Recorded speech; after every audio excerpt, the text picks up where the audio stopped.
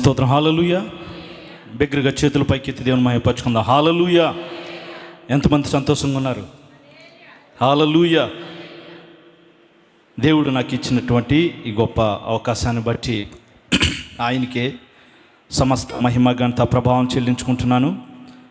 అలాగే మరి నాకు చక్కటి అవకాశం కల్పించిన టీసీసీ మంగావ్ యవన సహవాసపు నాయకులకు, మరి తమ్ముడు ప్రభాకర్కి, అలాగే తమ్ముడు శ్యామ్కి, వారిద్దరికీ వారి బృందానికి నా ప్రత్యేకమైనటువంటి వందనాలు తెలియజేస్తున్నాను. అలాగే ప్రతి విషయంలో మమ్మల్ని ప్రోత్సహిస్తూ ముందుకు నడిపిస్తున్నటువంటి సంఘ సీనియర్ కాపర్లు సునీల్ అన్నకి, అలాగే జేమ్స్ ఇజ్రాయిల్ గారికి, రవికుమార్ అన్నకి, అలాగే జేమ్స్ అన్నకి, వారికి కూడా నా ప్రత్యేకమైనటువంటి వందనాలు తెలియజేస్తున్నాను. చాలాసార్లు మరి అనేక అవకాశాలు మాకు కల్పిస్తూ దేవుని సన్నిధిలో వాడబడ్డానికి చిన్నవారము, ఎన్నికలేనటువంటి వారమైనప్పటికీ మాకు ఇట్టి అవకాశాలను కల్పిస్తూ దేవుని కృపలో మేము కూడా ఆత్మీయంగా ముందుకు సాగడానికి ఈ యొక్క వాక్యం ఎంతో మాకు దోహదపడుతుందని నమ్ముచున్నాను.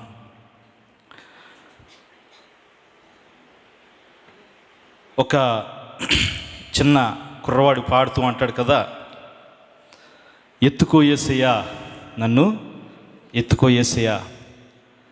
ఎందుకు ఎత్తుకోమంటున్నాడంటే, నీ మాట వింటాను, నీకు లోబడతాను, నీ మాట వింటాను, నీకు లోబడతాను, నన్ను ఎత్తుకో యేసయ్యా అంటూ మళ్ళీ అంటాడు, ఎత్తుకో డాడీ, నన్ను ఎత్తుకో డాడీ.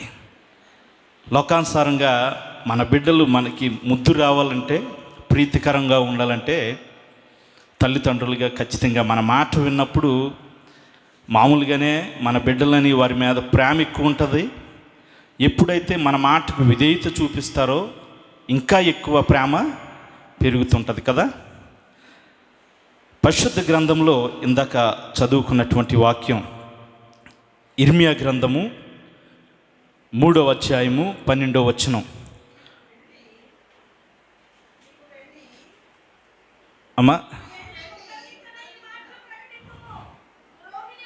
ద్రోహిణి వగు ఇశ్రాయేలు తిరిగి రమ్ము, ఇదే యెహోవా వాక్కు, మీ మీద నా కోపము పడనీయను, నేను కృపగలవాడను గనుక నేనెల్లప్పుడూ కోపించువాడను కాను, ఇదే యెహోవా వాక్కు. చిన్న ప్రార్థన చేసుకుందాం.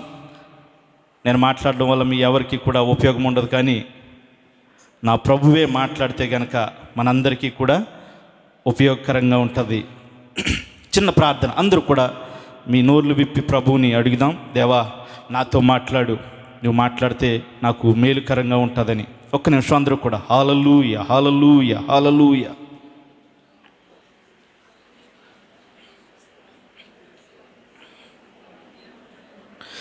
అత్యంత కృపలకు ఆధారభూతుడు అయిన మా గొప్ప దేవా, నీ ఉన్నతమైన శ్రేష్టమైన నామానికి లెక్కలేని స్తుతులు స్తోత్రం చెల్లిస్తున్నాను తండ్రి. ఎన్నిక లేనటువంటి వారము, యోగ్యత లేనటువంటి వారము ఈ దినము నీ సన్నిధిలో కూడుకొని తండ్రి, ప్రత్యేకంగా నిన్ను స్తుతించడానికి, నిన్ను ఆరాధించడానికి మీరు కృప చూపారు. దేవానికి స్తోత్రములు. నీ నామ మహిమార్థమై తండ్రి, బిడ్డల జీవితంలో చేసిన గొప్ప మేలును బట్టి మంచి సాక్ష్యాలు మా మధ్యను వినిపించి మీరు మహిమ పొంది ఉన్నారు. దేవానికి స్తోత్రములు తండ్రి. మా రక్షకానికి మహిమ చెల్లిస్తున్నాను. నీ వాక్యపు వెలుగులో మా బ్రతుకులు సరిచేసుకున్నట్టుకు మేము సిద్ధపడుచుండగా, అయ్యా మీరు నాతో, మాతో, మా అందరితో మీరు మాట్లాడండి. నీ మాటలో జీవమున్నది దేవా, నీ మాట సుత్తు వంటిది దేవా, నీ మాట సబ్బు వంటిది మా రాజా, నీ మాట మమ్మల్ని బ్రతికింప చేయగలిగినటువంటి శక్తి కలిగినది. మీరు మాట్లాడితే మా బ్రతుకులు మారుతాయి, మా బ్రతుకులు సరిచేసుకుని నీ ముందు అయా తండ్రి నీ బిడ్డలుగా నిలబడేటువంటి స్థితిని మేము కలిగి ఉండగలము. సహాయకనిక మహిమ చెల్లిస్తున్నాను. మాకంటే ముందు ఆవరించిన ప్రతి దురాత్మ శక్తులను యేసు నామములో లయపరుస్తూ తండ్రి, నీ పరిశుద్ధాత్మ అభిషేకంతో ఈ స్థలమును, ఇక్కడ ఉన్నటువంటి బిడ్డలందరినీ నన్ను నీ చేతులకు అప్పగించుకుంటూ మీరు అభిషేకించుకుని వాడుకోమని అడుగుతున్నాను. వెత్తబడుచున్నటువంటి వాక్యం వృధా పోవడానికి వీల్లేదు స్వామి. మా హృదయాల్లో అది ఫలింప చేయమని అడుగుతున్నాను. సహాయకనిక మహిమ చెల్లిస్తున్నాను. నన్ను జ్ఞాపకం చేసుకోండి, కృప చూపించండి. నీ మాట ఉచ్చరించడానికి కూడా అర్హత లేనటువంటి వాడిని దేవా, సహాయక పూర్తిగా నీ ఆధీనంలో నన్ను ఉంచుకోమని అడుగుతున్నాను. నా నోట మీ మాట ఉంచండి, నన్ను మరుగు చేయండి, మీరు బయలుపరచబడాల, పూర్తిగా మీరే మహిమ పొందాల, మీరే సహాయము దయచేయమని, కృప చూపించమని యేసు నామములో కొద్ది ప్రార్థన అడిగి పొందుకుని అన్నా మా తండ్రి, ఆమె. దేవుని నా స్తోత్రం. హల్లెలూయా, హల్లెలూయా. ఇర్మియా భక్తుడు తన గ్రంథంలో రాస్తూ అంటాడు కదా, ద్రోహిని వగు ఇశ్రాయేలు తిరిగి రమ్ము, ద్రోహిని వగు ఇశ్రాయేలు తిరిగి రమ్ము. తిరిగి రమ్మంటే ఎక్కడికి వెళ్ళిపోయారని తిరిగి రమ్మంటున్నాడు? దేవుడు ఇశ్రాయేలు జీవితంలో అనేకమైనటువంటి మేళ్ళు చేసుకుంటూ వారిని నడిపించుకుంటూ వస్తున్నాడు.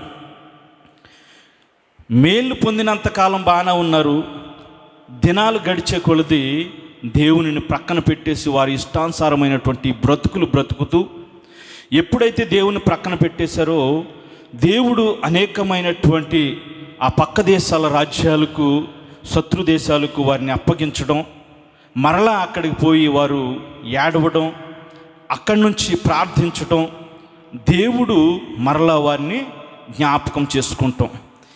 ఇదంతా కూడా ఎక్కడ? ఐగుప్తు దేశం మొదలుకొని వారి ప్రయాణం నుంచి కానాను దేశం చేరిపోయిన తర్వాత కూడా అనేకమైనటువంటి పర్యాయములు ఇవే సంఘటనలు మనం ఇశ్రాయేలు జీవితంలో చూస్తూ ఉంటాం.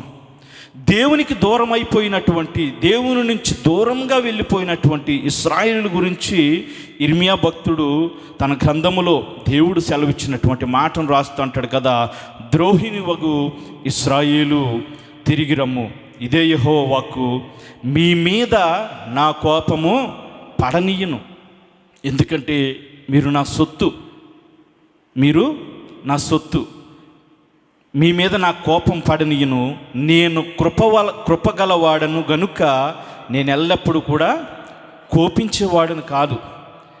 బిడ్డల మీద చాలాసార్లు తల్లిదండ్రులకు వారు చేసే పనులు బట్టి కోపం పుడతా తప్పది శాశ్వతంగా ఉండదు. ప్రతిరోజు ఆ కోపాన్ని పలానా పని చేశాడనేసి ఆ కోపాన్ని తల్లిదండ్రులు బిడ్డల మీద ఉంచుకోరు. ఇంకా బయట వాళ్ళు ఏమన్నా పలానా అబ్బాయి వారి అబ్బాయి ఏదైనా తప్పు పని చేశాడని ఆయన కోపం ఉంచుకోవచ్చేమో, కానీ తల్లిదండ్రులుగా మన బిడ్డల మీద మనం మహా అంటే ఒక క్షణం ఉంటుందేమో, ఒక గంట ఉంటుందేమో కదా, అంతకు మించి ఎక్కువసేపు దాన్ని క్యారీ చేయలేము.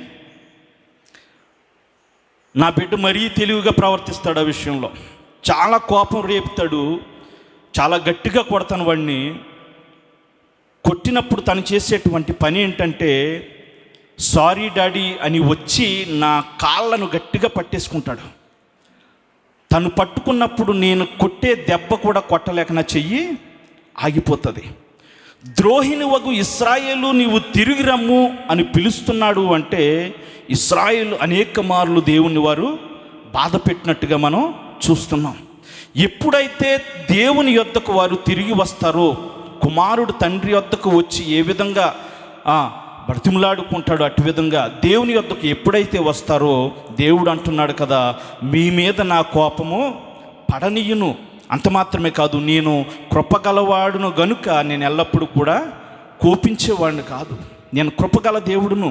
మీరు అనేక మార్లు దేవుని దృష్టిలో తప్పిదాలు చేయొచ్చు, అనేక మార్లు దేవుని త్రోవ నుంచి, దేవుని మాట నుంచి మీరు వెడలిపోవచ్చు, ప్రక్కకి వెళ్ళిపోవచ్చు, మీ ఇష్టానుసారంగా బ్రతకొచ్చు. కానీ పశ్చాత్తాపపడి దేవుని దగ్గరకు రావాల్సిన వారమై ఉన్నామని ఈ వాక్యం సెలవిస్తుంది. అదే ఇర్మియా భక్తుడు 31:3 అంటాడు కదా, శాశ్వతమైన ప్రేమతో నేను నిన్ను ప్రేమించుచున్నాను గనుక విడువక నీ ఎడల కృప చూపుచున్నానంటాడు. ఎంత గొప్ప మాట, ఎంత గొప్ప వాగ్దానం అది. అనేక మంది ఇష్టానుసారంగా బ్రతుకుతున్న జీవితాలను సహితం పట్టుకున్నటువంటి వాగ్దానం అది. శాశ్వతమైన ప్రేమతో నేను నిన్ను ప్రేమించుచున్నాను గనుక విడువక నీ ఎడల కృప చూపుచున్నాను. ఆయన మనల్ని ప్రేమిస్తున్నాడు. నువ్వు అటు ఇటు వెళ్ళిపోవచ్చు, ఆయనకు దూరంగా వెళ్ళిపోవచ్చు, నీ ఇష్టానుసారంగా బ్రతకొచ్చు, కానీ ఆయన స్టిల్ ఆయన మనల్ని ప్రేమిస్తూనే ఉన్నాడు. ఆయన మన ఎడల కృప చూపుతూనే ఉన్నాడు. గనుకనే బ్రతుకున్నాం. అలాగని ఏ బలహీనతలో ఉండమో అదే బలహీనతలో ఉండిపోవడం అది మంచిది కాదు. ఏ పాపంలో ఉన్నామో అదే పాపంలో మన జీవితాన్ని కొనసాగించడం అనేది మంచిది కాదు. ఏ దారైతే తప్పిపోయి ఏ తప్పిదములైతే మనం ఉండిపోయామో అదే తప్పిదములో ఉండిపోవడం అనేది మంచిది కాదు. నీవు పడిన చోట నుంచి లెగిసి తిరిగి ఆయన వైపు రావాల్సినటువంటి అవసరం ఉంది. అప్పుడు ఇంకను దయ పొందిన వాడుగా, కృప పొందిన వాడుగా, కృప పొందిన దానుగా నీవు ఉంటావు. హల్లెలూయా, హల్లెలూయా. ఇక్కడ చూస్తే ఇశ్రాయేలు హీనస్థితిని బట్టి ఈ మాట్లాడుతూ వారిని ఒక పక్కన హెచ్చరిస్తూనే మరొక పక్క వారిని ఆదరిస్తున్నట్టుగా మనం చూడగలం.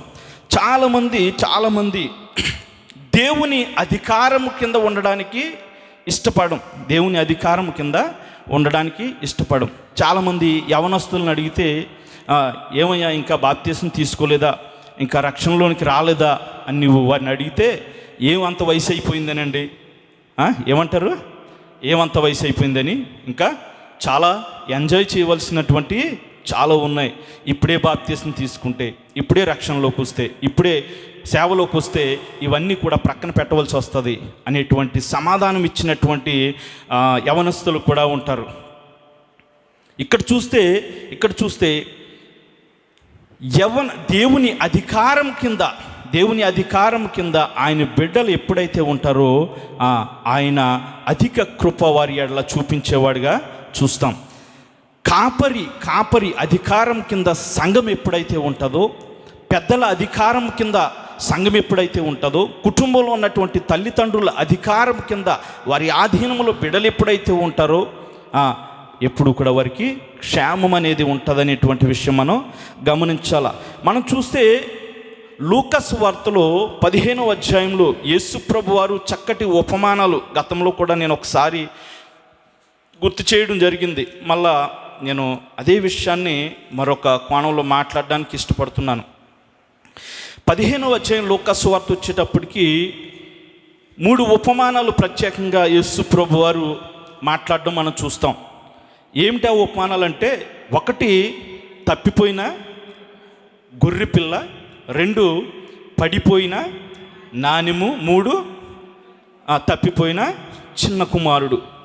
ఈ 3 ఉపమానాలు మనం సరిగా గమనిస్తే అక్కడ మొదట్లోనే రాయబడి ఉంటుంది కదా, 15వ అధ్యాయం అంటారు కదా, ఒకప్పుడు సమస్తమైన సుంకరులను పాపులను ఆయన బోధ వినుటకు ఆయన దగ్గరికి వచ్చుచుండగా పరిసయ్యులను శాస్త్రులను అది చూసి ఇతడు పాపులను చేర్చుకొని వారితో కూడా భోజనం చేయుచున్నాడని చాలా సనుక్కుంటున్నారు. ఈ ఉపమానాలకు చెప్పే ముందు ఈ మాటలు రాయబడి ఉంటున్నాయి కదా. పరిసయ్యులు శాస్త్రులు యేసు ప్రభు వారు పాపులతో చేస్తున్న సహవాసాన్ని బట్టి వారు ఏం చేస్తున్నారట, సనుక్కుంటున్నారు.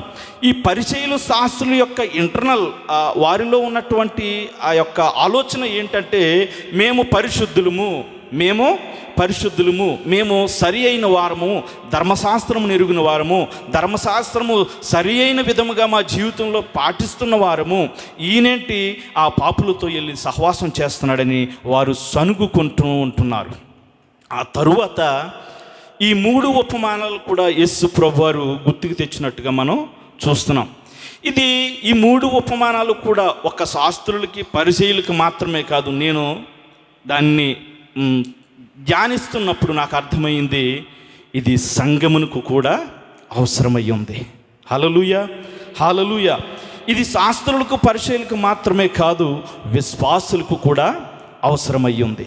ఇది శాస్త్రులకు పరిసయ్యులకు సంఘమునకు విశ్వాసులకు మాత్రమే కాదు, పిల్లలకు కూడా అవసరమై ఉంది, తల్లిదండ్రులకు అవసరమై ఉంది, మరీ ముఖ్యంగా యవనస్తులకు అవసరమై ఉంది. హల్లెలూయా, హల్లెలూయా. దేవుని అధికారం కింద, తల్లిదండ్రుల అధికారం కింద, కాపరి అధికారం కింద, పెద్దల అధికారం కింద ఉండడానికి ఎవరు ఇష్టపడరో వారు ఈ ఉపమానాల్లో 3 ఉపమానాల్లో ఉన్నటువంటి తప్పిపోయిన గొర్రెపిల్లతో సమానం, పడిపోయిన నాణెముతో సమానం, తప్పిపోయి తిరిగి వచ్చినటువంటి చిన్న కుమారుడితో సమానం. ఎందుకు ఈ మాటలు చెప్తున్నానంటే, ఈ ఉపమానంలో మొట్టమొదటి ఉపమానంలో గొర్రె మంద నుంచి తప్పిపోయింది, నాణెం ఇంటిలోనే పడిపోయింది. చిన్న కుమారుడి విషయానికి వచ్చేటప్పటికి తనకు తానే ఉద్దేశపూర్వకంగా తప్పిపోయినట్టుగా మనం చూస్తాం. ఫస్ట్ మొదటి ఉపమానంలో 100 గొర్రెలలో ఒకటి తప్పిపోయింది, 100 గొర్రెలలో ఒకటి తప్పిపోయింది. అంటే ఎంత లాసు? 1% లాసు. మీకు అర్థమవుతుందని ఆ మాటలో? 100 గొర్రెలలో ఒకటి తప్పిపోయింది, 1% లాసు. రెండవ ఉపమానంలో 10 నాణెములలో 1 నాణెము పడిపోయింది, 10 నాణెములో 1 నాణెము పడిపోయింది. అంటే ఎంత లాసు? 10% లాసు. మీకు అర్థమవుతుందా? మొదటి ఉపమానంలో 1% లాస్ అయితే నాణెమునకు సంబంధించినటువంటి ఉపమానంలో 10% లాసు. అలాగే మూడవ ఉపమానంలో తప్పిపోయిన కుమారుడు ఉపమానంలో మనం చూస్తే అక్కడ 2 కుమారులు ఉన్నారు, 2 కుమారులు 1 కుమారుడు తప్పిపోయాడు.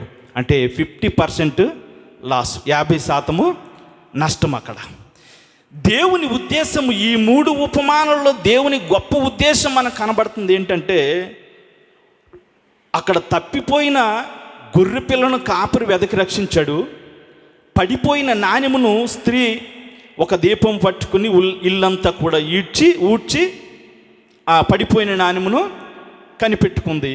ఇక్కడ చిన్న కుమారుడి విషయానికి వచ్చేటప్పటికి ఆయన తిరిగి వచ్చినటువంటి సందర్భం కూడా ఉంటుంది. అంటే దేవుడు ఏం కోరుకుంటున్నాడంటే మనలందరినీ కూడా ఆయన కావాలని కోరుకుంటున్నాడు, మనలందరినీ కూడా ఆయన ప్రేమించేవాడుగా ఉన్నాడు. 50%, 10%, 1% అనేది కాదు, ఆయన లెక్కలో 1% కూడా ఆయన కౌంట్ చేసేవాడుగా ఉన్నాడు ఒక పాపి విషయంలో. హల్లెలూయా, హల్లెలూయా.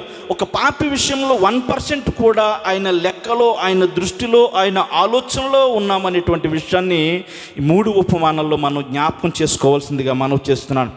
ఎందుకు ఆయన మనల్ని ప్రేమిస్తున్నాడు, ఎందుకు మనమంటే ఆయనకి ఇష్టము, ఎందుకు ఈ విషయాలు ఆయన జ్ఞాపకం చేస్తున్నాడంటే 1 పేతురు 1వ అధ్యాయం 18-19 వచనాలు అంటాడు కదా, క్షయమైన వెండి బంగారములతో కాదు మిమ్మల్ని విడిపించినది, క్షయమైన వెండి బంగారాలతో కాదు. వెండి బంగారాలు మనకు అమూల్యమైనవిగా కనబడుతున్నాయి, కానీ అవి కూడా పాడైపోతున్నాయి అని దేవుని వాక్యం చెప్తుంది. క్షయమైనటువంటి వెండి బంగారాలతో కాదు మిమ్మల్ని విడిపించినది, అమూల్యమైన రక్తము చేత, అమూల్యమైన యేసు రక్తము చేత మనల్ని విమోచించినట్టుగా దేవుని యొక్క వాక్యము సెలవిస్తుంది. ఆయన స్వరక్తమిచ్చి మనం సంపాదించబడ్డాం, ఆయన స్వరక్తమిచ్చి ఆయన మనల్ని కొనుక్కున్నాడు. హోషేయ గ్రంథములో ఆ వేశ్య ఏ విధముగా అయితే వెళ్ళిపోయినప్పుడు దేవుడు అంటాడు కదా, నీవు ఆమెను పెండ్లు చేసుకో అంటాడు. తీసుకొచ్చి వేశ్యను తీసుకొచ్చి పెండ్లు చేసుకోవటం ఏంటి, మరీ దారుణం. అసలు ఒక దైవజనుడికి చెప్తున్నటువంటి మాట అది, దేవుని మాట కాదనకుండా ఆయన వెళ్ళి వేశ్య పని చేస్తున్నటువంటి ఆ స్త్రీని పెళ్లి చేసుకుంటాడు. కొంతమంది బిడ్డలు పుట్టిన తర్వాత మళ్ళా ఆమె వెళ్ళిపోతుంది, మళ్ళా ఆ పాపంలోనికి వెళ్ళిపోతుంది. ఇప్పుడు అంటాడు, నీవు వెల చెల్లించి ఆమెను తీసుకురా అంటాడు. ఆ దైవజనుడు చేసిన పని ఏంటంటే దేవుని మాటకి తిరస్కరించకుండా, ప్రశ్నించకుండా మరలా వెళ్ళి ఆమె చేస్తున్నటువంటి పాపం, అప్పటికే ఆమె అమ్మబడింది పాపంలో, ఆమెకు వెల చెల్లించి ఆమె ఎత్తుకొని తీసుకొచ్చినట్టుగా హోషేయ గ్రంథంలో మనం చూస్తాం. పాపములో ఉన్నటువంటి మనందరినీ కూడా ఆయన తన స్వరక్తం ఇచ్చి మనల్ని కొన్నాడు, ఆయన కన్నాడు. హల్లెలూయా, హల్లెలూయా. అందుకనే నీవు ఎలాంటి వాడివైనా కూడా, నీలో ఏ లోపం ఉన్నా కూడా, నీవు పొట్టివాడివా, పొడిగివాడివా, లేకపోతే పేదోడివా, ధనికుడివా, లేకపోతే గొప్ప ఆలోచన పరుడువా, మూర్ఖుడివా, ధనవంతుడివా, పేదోడివా, ఆయనకి వ్యత్యాసం ఏమీ లేదు. అందుకని ఆయన 50% నష్టమా, లేకపోతే 10% నష్టమా, 1% నష్టం, ఇవేమి చూడలేదు. ఆయనకు కావాల్సింది మనల్ని సంపాదించుకోవటం, విమోచించటం. హల్లెలూయా, హల్లెలూయా. ఇక్కడ చూస్తే ఆయనకు నీవు కావాలి, ఆయనకు మనము కావాలి. నిన్ను గూర్చినటువంటి ఆలోచన ఆయనది అనేటువంటి విషయం మనం జ్ఞాపకం చేసుకోవాలా. నీవు తప్పిపోయినా కూడా, మొదటి గొర్రె తప్పిపోయింది, మొదటి ఉపమానంలో గొర్రె తప్పిపోయింది, నీవు తప్పిపోయినా కూడా ఆయన ఒప్పుకోడు, ఆయనకి నువ్వు కావాలా. రెండవ ఉపమానంలో నాణెము పడిపోయింది, నీవు పడిపోయినా కూడా ఆయన ఒప్పుకోడు, ఎందుకంటే ఆయనకి నువ్వు కావాలా. మూడవ ఉపమానంలో చిన్న కుమారుడు దూరంగా వెళ్ళిపోయాడు తండ్రి ఇంటి నుంచి, నువ్వు వెళ్ళిపోయినా కూడా ఆయన విడిచిపెట్టేవాడు కాదు. ఖచ్చితంగా ఆయనకి నువ్వు కావాలి. ఎందుకంటే తన స్వార్థం ఇచ్చి నేను కూడా ఆయన రక్తము చేత మనం సంపాదించబడ్డాము అనేటువంటి విషయం మనకి అర్థం కావాలి. ఇక్కడ చూస్తే తప్పిపోయిన గొర్రెలను కాపరి వెతుక్కుంటూ వెళ్ళాడు. రెండోది పడిపోయిన నాణెమును వెతికిన స్త్రీ కనిపిస్తుంది మనకి. మూడవదిగా తనకు తానుగా తీసుకున్న తప్పుడు నిర్ణయాన్ని బట్టి, చిన్న కుమారుడు గురించి మాట్లాడుకుంటే తనకు తానుగా తీసుకున్న తప్పుడు నిర్ణయాన్ని బట్టి చివరికి పందులు పొట్టు తినేటువంటి పరిస్థితికి ఆ చిన్న కుమారుడు వెళ్ళిపోయినట్టుగా మనం చూస్తాం. అంటే ఇక్కడ చిన్న కుమారుడు పరిస్థితి చూస్తే మొదటి ఉపమానంలో గొర్రెను కాపాడడానికి కాపురు వెళ్ళాడు. రెండో ఉపమానంలో ఆ నాణెమును వెతకడానికి స్త్రీ వెతికింది.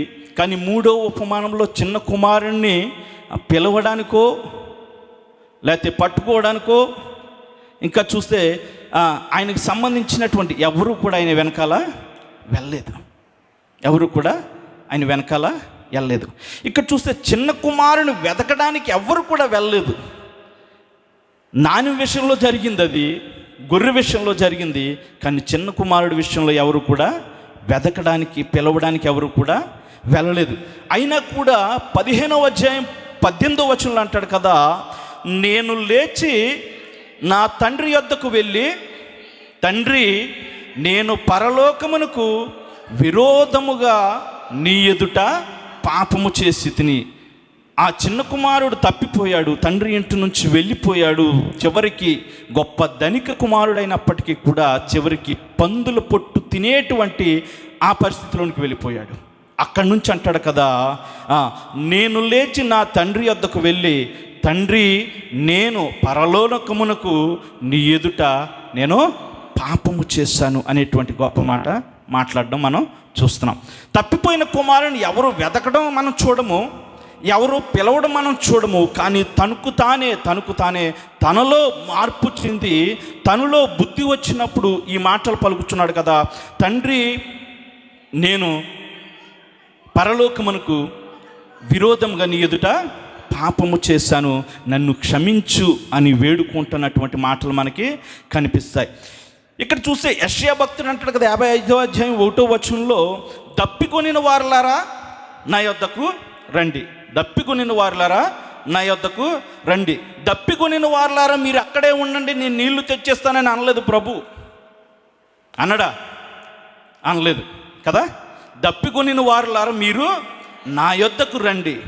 ఇప్పుడు చిన్న కుమారుడు చేసినటువంటి పని ఏంటంటే అదే, తండ్రి యొద్దకు తనకు తానుగా బుద్ధి తెచ్చుకొని తండ్రి యొద్దకు రావడానికి ఇష్టపడుతున్నట్టుగా మనం చూస్తున్నాం. అందుకని ఇర్మియా భక్తుడు అంటాడు కదా 3వ అధ్యాయం 12వ వచనంలో, ద్రోహినివగు ఇశ్రాయేలు, నీవు తిరిగిరా, నీకు నీవుగా ప్రభువు వైపు మన ముఖములు త్రిప్పవలసిన వారమై ఉన్నాం.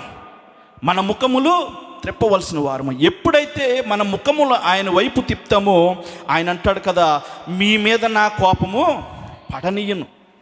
తప్పిపోయిన కుమారుడు విషయంలో కూడా తన తండ్రి చేసినది అదే. తన బిడ్డ మీద తన కోపము పడనీయలేదు. తండ్రి, నేను ఎదుట పాపము చేశానని ఎప్పుడైతే అన్నాడో తను క్షమించి తన హక్కుని చేర్చుకున్నట్టుగా మనం చూస్తాం. ఇక్కడ చూస్తే తిరిగి రమ్ము, మీ మీద నా కోపము పడనీయను అని ప్రభువే వారికి వాగ్దానం చేస్తున్నట్టుగా మనం చూస్తున్నాం. ఎప్పుడైతే బిడ్డలు తల్లిదండ్రులు మన బిడ్డలను ఏ విధంగా పెంచాలి అనేటువంటి విషయాలు పరిశుద్ధ గ్రంథం చాలా క్లియర్గా మనకి చలవిస్తుంది కదా. తండ్రి యొద్దకు క్షమించమని వచ్చాడు కుమారుడు. ఇక్కడ అంటాడు కదా యోహాను పత్రిక 3వ పత్రిక 1:4 వచనం, నా పిల్లలు సత్యమును అనుసరించి నడుచుకొనుట కంటే, ఆ విషయాన్ని వినుట కంటే గొప్ప సంతోషకరమైనటువంటి విషయం మరొకటి లేదు అంటాడు. నా పిల్లలు సత్యమును అనుసరించి నడుచుకున్నారని వినుట కంటే, ఆ విషయం వినుట కంటే మరొక సంతోషకరమైన విషయం మరొకటి లేదు అంటాడు. యేసు ప్రభు సత్యమనగా యేసు ప్రభుని కలిగి యేసు ప్రభుతో ఎవరైతే ఉంటారో వారు బ్రతుకులు బాగుపడతాయి అనేటువంటి విషయాన్ని జ్ఞాపకం చేస్తున్నాను. ఇంకా చూస్తే తల్లిదండ్రులు పిల్లలకి ఎప్పుడైతే భక్తిలోను ప్రార్థనలోను వాక్యంలోను వారి జీవితాలను కడతారో వారి జీవితాలు బాగుపడతాయి. హల్లెలూయా. తల్లిదండ్రులుగా మీరు దేవుణ్ణి అంగీకరించారు, దేవుని తెలుసుకున్నారు, మంచిది. మీ బిడ్డల్ని ఎప్పుడైతే భక్తిలో పెంచుతారో, ఎప్పుడైతే ప్రార్థనలో పెంచుతారో, ఎప్పుడైతే వాక్యంలో వారిని పెంచుతారో వారి జీవితాలు బాగుపడతాయి అనేటువంటి విషయం పరిశుద్ధ గ్రంథం కూడా తెలియజేస్తుంది. అందుకనే సామెతలు 22:6 అంటాడు కదా, బాలుడు నడవవలసిన త్రోవలో వాడిని నేర్పుము, వాడు పెద్దవాడైనప్పుడు దాని నుండి తొలగిపోడు. ఎప్పుడైతే వాడు చిన్నగా ఉన్నప్పుడు వాడికి నేర్పవలసినటువంటి విషయాలు మనం దేవునికి సంబంధించినటువంటి విషయాలు నేర్పిస్తామో, భక్తిలో వారిని నడిపిస్తామో, ప్రార్థనలో వారిని నడిపిస్తామో, వాక్యంలో వారిని నడిపిస్తామో, వాడు పెద్దవాడైనప్పుడు ఏం చేస్తాడట? వాడు తొలగిపోడు. యెషయా గ్రంథంలో మరొక మాట ఉంటుంది, 40వ అధ్యాయం 30వ వచనంలో, యవనస్తులు తప్పక తొట్టిల్లుతారు. ముందు మాట బాలుడు నడవలసిన త్రోవలో వాడికి నేర్పు, వాడు పెద్దవాడైనప్పుడు తప్పిపోడు అన్నాడు. ఇదే పరిశుద్ధ గ్రంథం మరొక చాట అంటుంది, యవ్వనస్తుడు తప్పక తొట్టిల్లుతారు. ఏది కరెక్ట్ ఇందులో? అక్కడ వాడికి నేర్పు, వాడి పెద్దవాడైనప్పుడు పడిపోడు అంటున్నాడు. ఇక్కడేమో యవ్వనస్తులు తప్పక తొట్టిల్లుదురు అంటున్నాడు. ఏది కరెక్ట్ ఇందులో? రెండు కరెక్టే, రెండు కూడా కరెక్టే. ఈ రెండు ఒకదానికొకటి వ్యతిరేకంగా కనిపిస్తున్నా కూడా ఆ రెండు కూడా కరెక్టే. బాలుడు పెద్దవాడైనప్పుడు, ఎప్పుడైతే పెద్దవాడవుతాడో, వాడు యవ్వనంలోకి వచ్చినప్పుడు చాలామంది ఈ లోకంలో పడిపోయినట్టుగా, చెడిపోయినట్టుగా, వారి ఇష్టానుసారంగా బ్రతికినట్టుగా మనం చూస్తాం. ఇక్కడ తండ్రి ఇంటి నుంచి వెళ్ళిపోయినటువంటి చిన్న కుమారుని కూడా మనం అదే చూస్తాం. వాడు పెద్దవాడైనప్పుడు, వాడు యవన దశలోనికి వచ్చినప్పుడు తండ్రి నుంచి తన ఆస్తిని తీసుకుని దూరంగా వెళ్ళిపోయినట్టుగా మనం చూస్తున్నాం. పెద్దవాడైనప్పుడు, యవనంలోనికి వచ్చినప్పుడు లోకంలో అనేకమైనటువంటి ఆ పాపపు ఆశలు, పాపపు లోకంలో వాడిని లాగేవిగా ఉంటున్నాయి. ఎప్పుడైతే ఆ లోకంలో ఉన్నటువంటి స్నేహితులతో కలిసి వాడు నడుస్తాడో ఆలోచన విధానం మారిపోయేదిగా ఉంటుంది. అందుకని అంటాడు కదా 1 కొరింథీ 15:33, దుష్ట సాంగత్యము మంచి నడకను చెడుపుతుందట. దుష్ట సాంగత్యము మంచి నడకను చెడుపుతుంది. అందుకని దావీదు భక్తుడు ముందే చెప్పేసాడు, ఏమని చెప్పాలా? దుష్టుల ఆలోచన చొప్పున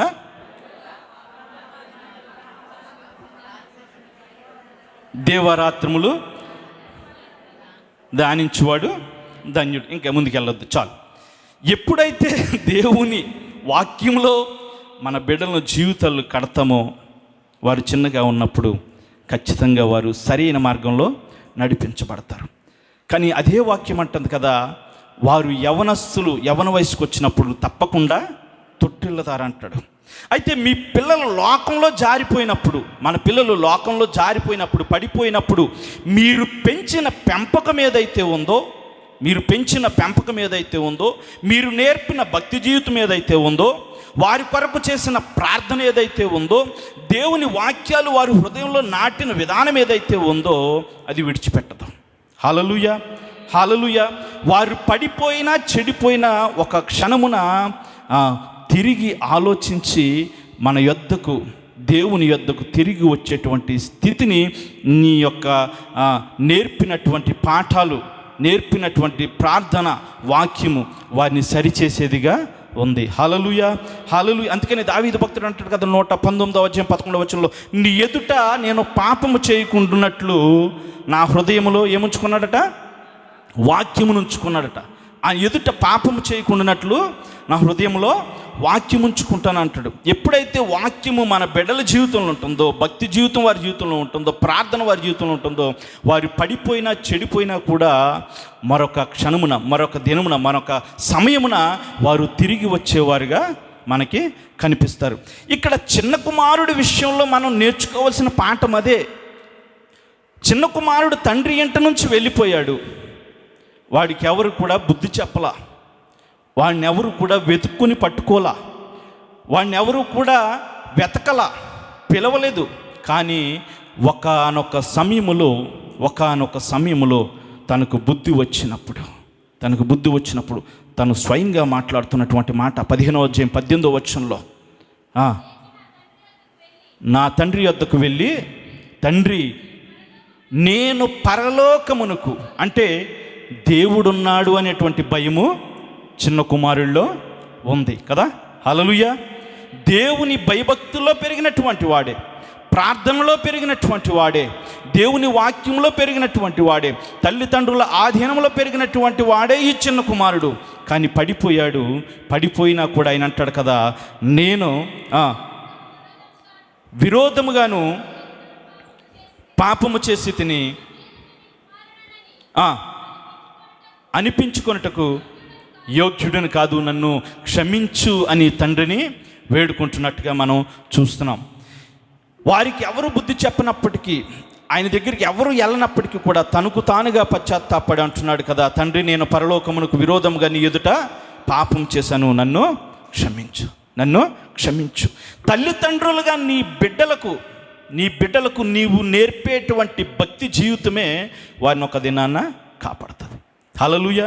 తల్లిదండ్రులుగా మీరు దూరదేశంలో ఉన్నప్పటికీ చాలామంది బిడ్డలు అమ్మ నాకు ఇది కావాలంటే ఒక్క క్షణం కూడా ఆలోచించకుండా వాళ్ళకి డబ్బులు పంపి కొనిచ్చిన తల్లిదండ్రులు లేరా? ఖచ్చితంగా ఉన్నారు. మన జీతం కూడా అంత లేకపోయినప్పటికీ ఎవరి దగ్గరైనా తీసుకుని 2-3 నెలలు జీతమైనా పోగేసి మరి బిడ్డలకి పంపించి వారికి కావాల్సినది కొనిపెట్టిన తల్లిదండ్రులు లేరా? ఖచ్చితంగా ఉన్నారు. దానికంటే ముఖ్యం వారు అడిగినది నువ్వు తెచ్చివ్వడం, తండ్రిగా తల్లిగా నీకు అది మంచిది అనిపించడంలో తప్పులేదు. దానికంటే ముఖ్యం నీ బిడ్డలను దేవుని భయభక్తులలో పెంచడం అనేది చాలా ముఖ్యం. వారు అడగరు, కానీ దేవుని భయభక్తులలో వారిని పెంచడం, దేవుని ప్రార్థనలో వారిని పెంచడం, దేవుని వాక్యంలో వారిని పెంచడం చాలా అవసరం. చిన్న కుమారుడి విషయం మనకి ఆ పాఠం అదే నేర్పిస్తుంది మనకి. వాడు దూరంగా వెళ్ళిపోయినప్పటికీ కూడా తండ్రి దగ్గర నేర్చుకున్న పాఠాలు గుర్తుకొస్తున్నాయి, తండ్రి దగ్గర నేర్చుకున్న ప్రార్థన గుర్తుకొస్తుంది, తండ్రి దగ్గర నేర్చుకున్న ఆ ఒక్క వాక్యం గుర్తుకొస్తుంది. అందుకనే ఎవడు అతనిని పిలవకపోయినా వెతకకపోయినా తనకు తానుగా ఎక్కడి నుంచి వచ్చాడు అక్కడ రావడానికి ఇష్టపడ్డాడు. హల్లెలూయా. హల్లెలూయా. సుసన్న అనేటువంటి భక్తురాలు తనకి 13 పిల్లలు. ఎంతమంది పిల్లలు? 13 పిల్లలు. ఆ స్త్రీ రాత్రి భోజనం చేసిన తర్వాత ఒక బిడ్డ దగ్గర మొదలు పెడితే ప్రార్థన, రాత్రంతా ప్రార్థన చేస్తే ఆ 13వ బిడ్డ దగ్గర ముగించేసరికి తెల్లవారిపోయేదట. అంటే ఎంత ప్రార్థన చేసేదో ఆ తల్లి కదా. అంత గొప్ప ప్రార్థన వల్ల ఆ 13 బిడ్డలు కూడా దేవుని సేవలో ఉన్నారు. హల్లెలూయా. హల్లెలూయా. మనం మిషనరీలుగా చెప్పుకుంటున్నటువంటి జాన్ వెస్లీ అనేటువంటి మిషనరీ, చార్లెస్ వెస్లీ అనేటువంటి మిషనరీ ఆ కుటుంబ ప్రార్థన నుంచే వచ్చాడు. హల్లెలూయా. హల్లెలూయా. చాలామంది తల్లులు ఇస్తున్నటువంటి సాక్ష్యం, అయ్యా నా బిడ్డ, నా కుమారుడు, నా కుమార్తె నా మాట వినట్లేదు, వాడి ఇష్టానుసారంగా జీవిస్తున్నాడు అని రోధించే తల్లులు ఉన్నారు, బాధపడేటువంటి తండ్రులు ఉన్నారు, తల్లిదండ్రులకు దుఃఖాన్ని మిగిల్చేటువంటి బిడ్డలు ఉన్నారు. ఎందుకు వారి జీవితాలు అట్లా ఉన్నాయంటే మనమే తల్లిదండ్రులుగా వారిని భక్తి జీవితంలో పెంచవలసినటువంటి అవసరం ఉంది. హల్లెలూయా. హల్లెలూయా. ఇంకా అగస్టిన్ అనేటువంటి భక్తుడు మిషనరీ, ఆయన సాక్ష్యం ఇస్తూ అంటాడు కదా, నా తల్లి కన్నీటి ప్రార్థనా ప్రవాహములో దేవుని రాజ్యంలోనికి నేను కొట్టుకొని వచ్చానంటాడు.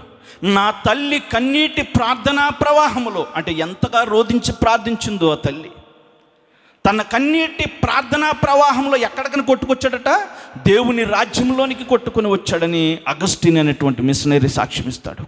తల్లిదండ్రులుగా మన బిడ్డల విషయంలో మనమే వారికి భక్తి జీవితాన్ని నేర్పించవలసినటువంటి అవసరత ఎంతైనా ఉందనేటువంటి విషయాన్ని మనం జ్ఞాపకం చేసుకోవాలి. నాకు సమయం అయిపోతుంది. పాత నిబంధనలో కూడా ఒక తప్పిపోయిన కుమారుడిని మీకు జ్ఞాపకం చేస్తాను. ఇశ్రాయేల్ని పరిపాలించినటువంటి అతి తక్కువ రాజులు, దేవునికి ఇష్టలైనటువంటి రాజులు, దేవుని చిత్తాన్ని జరిగించినటువంటి రాజులు మహా అంటే 3-4 మనకి కనిపిస్తారు సంపూర్ణంగా. మొట్టమొదటిగా దావీదు గారు కనిపిస్తారు, తర్వాత హిజ్కియా గారు కనిపిస్తారు, యోషియా గారు కనిపిస్తారు, ఇంకా తర్వాత 50-50గా చాలామంది కొంతకాలం దేవుని ఇష్టానుగా జరిగించారు. తర్వాత లోకంలో కలిసిపోయి పడిపోయి ఈ విధంగా ప్రజలందరినీ కూడా భ్రష్టు పట్టించినటువంటి వారు కూడా మనకి కనబడతారు ఇశ్రాయేలు రాజ్యంలో. కానీ ఒక రాజు దేవుని చిత్తాన్ని జరిగిస్తూ, దేవుని ఇష్టాన్ని జరిగిస్తూ సంపూర్తిగా దేవుడు ఏది కోరుకుంటున్నాడో అది జరిగిస్తూ వచ్చాడు. ఒక దినాన్న ఆయనకు వర్తమానం వచ్చింది వార్తామహుడి నుంచి, యెషయా ప్రవక్త నుంచి. ఆయన అంటాడు కదా, నీ మరణకరమైన రోగం నీకు వచ్చింది, నీ ఇల్లు నువ్వు చక్కబెట్టుకో. ఎవరైనా?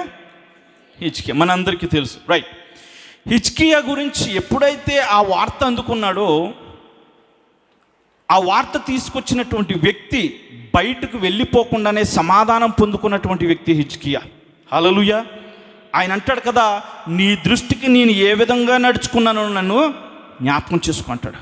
ఆ మాట అనడానికి ధైర్యం ఉండాలా. తన బ్రతుకును ప్రాణంగా పెట్టి మాట్లాడుతున్నాడు. హల్లెలూయా. నేను ఏ విధంగా బ్రతికాను నువ్వు జ్ఞాపకం చేసుకో అంటాడు. మనం చెప్పగలవా ఆ మాట? ఏదైనా మేలు పొందాలని ప్రాధాలు పట్టుకున్నప్పుడు ఆ మాట మనం చెప్పగలమా? నా బతుకును బట్టి నాకు ఈ మేలు చేయని మనం చెప్పగలమా? కానీ హిజ్కియా అంటాడు, నేను ఏ విధంగా నడుచుకున్నాను నన్ను జ్ఞాపకం చేసుకున్నప్పుడు. ఏ వార్త అయితే తీసుకొచ్చాడో ప్రవక్త, ఆయన ఇంకా బయటికి వెళ్ళిపోకుండానే సమాధానం పొంది మరణ శాసనాన్ని తీసుకొచ్చినటువంటి వ్యక్తి ద్వారా మరలా జీవశాసనాన్ని పొందుకున్నాడు హిజ్కియా. హల్లెలూయా, హల్లెలూయా. ఆయన పొందుకున్నటువంటి ఆ 15 సంవత్సరాల్లో మరొక కుమారుడు పుట్టాడు. ఆయన పేరే మనస్సే. హల్లెలూయా, హల్లెలూయా. మనస్సే హిజ్కియా చనిపోయిన తర్వాత ఎంత దుర్మార్గంగా బ్రతికాడంటే, 2వ దినవృత్తాంతములు 33వ అధ్యాయంలో తన గురించి చాలా స్పష్టంగా రాయబడి ఉంది. 3వ వచనంలో చూస్తే, మనస్సే ఏలనారంభించినప్పుడు 12 సంవత్సరాల వాడై యెరూషలేములో 55 సంవత్సరాలు ఆయన ఏలినట్టుగా మనం చూస్తున్నాం. ఇక్కడ చూస్తే అన్యజనులు చేసిన హేయక్రియలను అనుసరించి యెహోవా దృష్టికి చెడు నడతైన నడిచాడట. ఇతడు తండ్రి అయిన హిజ్కియా పడగొట్టిన ఉన్నత స్థలములను తిరిగి కట్టించాడు. బయలుదేవతలకు బలిపీఠములు నిలిపి దేవతా స్తంభములు చేయించి ఆకాశ నక్షత్రములన్నిటికీ కూడా పూజించుచు వచ్చాడు. ఇంకా దౌర్భాగ్యమైన పనులు ఏంటంటే 6వ వచనంలో ఉంటుంది, బెన్హిన్నెములోయనందు అతడు తన కుమారును అగ్నిలో గుండా దాటించి ముహూర్తములను విచారించుచు మంత్రములను చిల్లంగితనములు వాడుక చేయు కర్ణ పిచాచులతోనూ సోదెగాండ్రతోనూ సాంగత్యము చేయుచు యెహోవా దృష్టికి బహుగా చెడు నడత నడుచుచు ఆయనకు కోపము పుట్టించాడు. ఎవడు ఈ మనస్సే అంటే, దేవుని దృష్టికి చాలా ఇష్టడిగా బ్రతికిన హిజ్కియా కుమారుడు. దేవుడు పంపిన మరణ శాసనాన్ని సహితము జీవశాసనముగా మార్చుకున్న హిజ్కియా కుమారుడు. నేను అనుకుంటాను ఖచ్చితంగా దేవుని భయభక్తులలోనే ఈ మనస్సుని పెంచుంటాడు. హల్లెలూయా. తండ్రి దేవుని భయభక్తులలో ఉన్నాడు అంటే తన కుమారుడు కూడా భయభక్తులలోనే పెరుగుంటాడు. యవ్వనస్తుడు తప్పక తొట్టిల్లుడు అని వాక్యం సెలవిచ్చినట్టుగా సమయం వచ్చేటప్పటికి, మనస్సే ఏలనారంభించడం మొదలుపెట్టినప్పుడు పూర్తిగా భిన్నంగా మనకి తన తండ్రి ప్రవర్తనకి భిన్నంగా కనబడుతుంది తన ప్రవర్తన.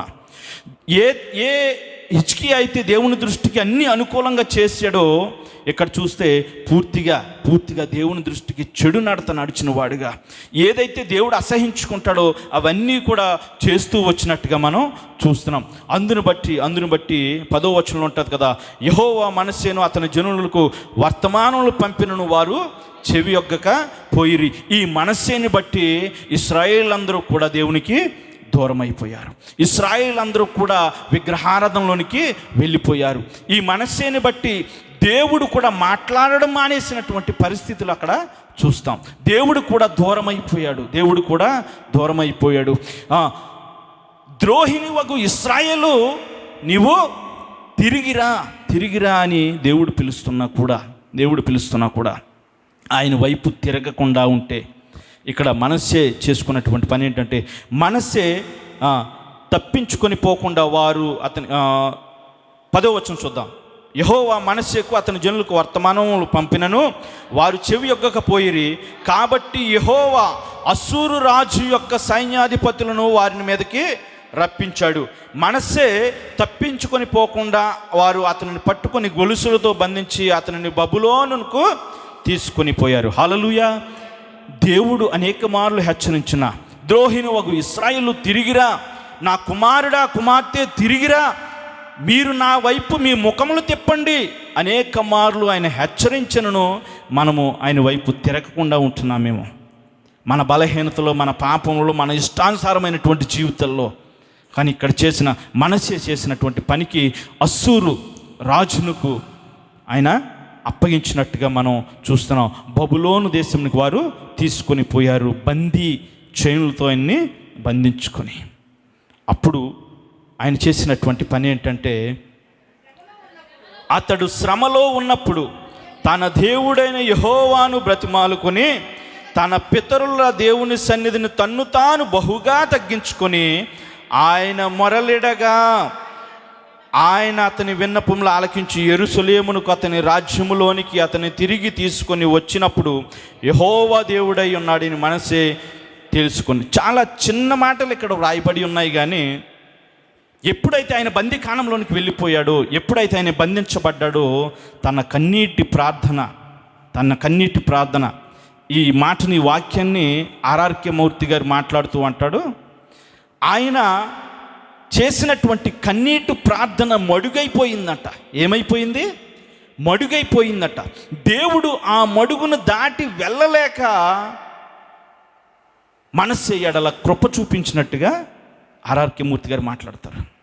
హల్లెలూయా, హల్లెలూయా. ఎప్పుడైతే యెహోవాను బతిమలాడుకొని తన పితరుల దేవుని సన్నిధిని తన్ను తాను బహుగా తగ్గించుకొని ఆయన మొరలెడగా ఆయన అతని విన్నపములను ఆలకించి మరలా ఏ స్థితి నుంచి అయితే ఆయన పడిపోయాడో, ఎక్కడి నుంచి అయితే ఏ రాజ్యమును, ఏ దేశంలో ఆయన రాజుగా ఉండవలసిన స్థితి నుంచి ఆయన పడిపోయాడో, మరలా ఆ స్థానాన్ని ఆ మనస్సేకి ఇచ్చినట్టుగా చూస్తాం. తర్వాత మంచి జీవితాన్ని మనస్సే బ్రతికినట్టు ఆ తర్వాత అధ్యాయాలు మనం చూడగలం. ఇక్కడ ఎందుకు ఈ మాటలు చెప్తున్నానంటే, తల్లిదండ్రులుగా మన బిడ్డల జీవితాన్ని కట్టవలసింది మనమే. ఈ మనస్సే తిరిగి దేవుణ్ణి ప్రార్థించడానికి, తిరిగి మరలా దేవుని వేడుకొనడానికి ఒకప్పుడు హిజ్కియా నేర్పించినటువంటి పాఠాలే అనేటువంటి విషయాన్ని మీకు గుర్తు చేస్తున్నాను. ఒకప్పుడు హిజ్కియా నేర్పినటువంటి భక్తి జీవితమే అనేటువంటి విషయాన్ని మీకు గుర్తు చేస్తున్నాను. ఒకప్పుడు ఆ హిజ్కియా నేర్పినటువంటి ఆ ధర్మశాస్త్రమే కావచ్చు, దేవుని వాక్యమే కావచ్చు, మరలా దేవుని వైపు తిరగడానికి మనస్సే జీవితంలో మనం చూడగలం.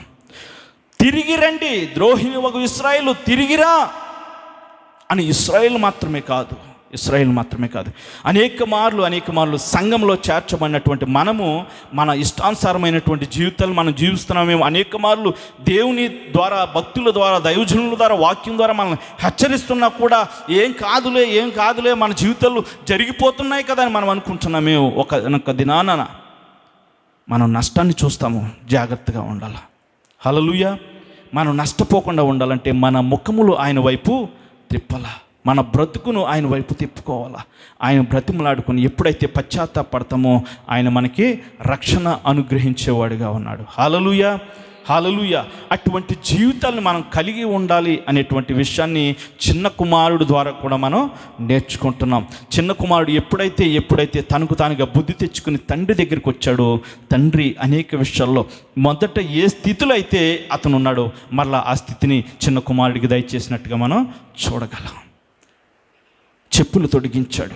ఆ కాలంలో చెప్పులు ఎవరు కూడా బానిస లేకపోతే పని చేసేవారు ఎవరు కూడా చెప్పులు వేసుకోవడానికి అర్హత లేదు. అతని చెప్పులు చిరిగిపోనియేమో, లేకపోతే అక్కడ పనివాడిగా చేరినటువంటి ఆ పందుల దగ్గర ఆ యజమాని ఆ చెప్పులు తొడుక్కోవడానికి వీల్లేదన్నాడేమో. తండ్రి దగ్గరికి వచ్చినప్పుడు మరలా ఆ చెప్పులు తొడిగించాడు. హల్లెలూయా. ఆయన వస్త్రము చిరిగిపోయి మురికి పట్టి పందులు కొంపు కొడుతుందేమో నాకు తెలియదు. వస్త్రాన్ని కప్పినట్టుగా మనం చూస్తున్నాం. ఆయన కవర్ చేస్తున్నాడు తండ్రి, ఆయన కవర్ చేస్తున్నాడు. ప్రెస్టేజ్ వచ్చింది అక్కడ కుమారుడి విషయంలో. హల్లెలూయా, హల్లెలూయా. గొప్ప విందు చేశాడు, స్నానం చేయించాడు, తన రూపాన్నే మార్చేశాడు. ఎప్పుడైతే మనం మన బ్రతుకు నుంచి ఆయన వైపు తిరుగుతామో మన బ్రతుకులు ఆయన సరిచేసేవాడుగా ఉన్నాడు. యవ్వన బిడ్డలు కలిగినటువంటి తల్లిదండ్రులారా, మీ బిడ్డలను భక్తి జీవితంలో పెంచగలిగితే గనక అంతకంటే గొప్ప భాగ్యం మనకి ఏం లేదు. మన బిడ్డలు పెద్ద ఎదిగినప్పుడు పడిపోవచ్చు, చెడిపోవచ్చు, లోకంలో కలిసిపోవచ్చు, కానీ మరలా దేవుని వైపు వారు తిరుగుతారు, మరలా వారికి మారు మనసు వస్తుంది అనేటువంటి నమ్మకాన్ని ఈ చిన్న కుమారుడి యొక్క పాఠం మనకి నేర్పిస్తుంది. ప్రార్థన చేసుకుందాం.